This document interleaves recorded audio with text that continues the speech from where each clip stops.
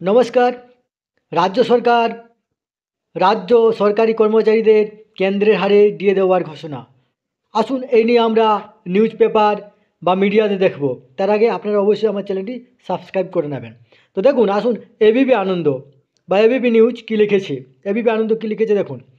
উত্তরাখণ্ডে এবার কেন্দ্রের হারে 46% ডিএ, 42% থেকে উত্তরাখণ্ডে রাজ্য সরকারি কর্মীদের 46% ডিএ। 1 জুলাই 2023 থেকে নতুন মহার্ঘ ভাতার হার কার্যকর। জুলাই থেকে বকেয়া এরিয়ার নগদে দেওয়ার ঘোষণা রাজ্য সরকারের। 1 জানুয়ারি থেকে সরাসরি বেতনে উত্তরাখণ্ডে সরকারি কর্মীদের 46% ডিএ। কেন্দ্রের হারে উত্তরাখণ্ডে রাজ্য সরকারি কর্মীদের ডিএ দেওয়ার ঘোষণা বিজেপি সরকারের। ধন্যবাদ। সুস্থ থাকবেন, ভালো থাকবেন।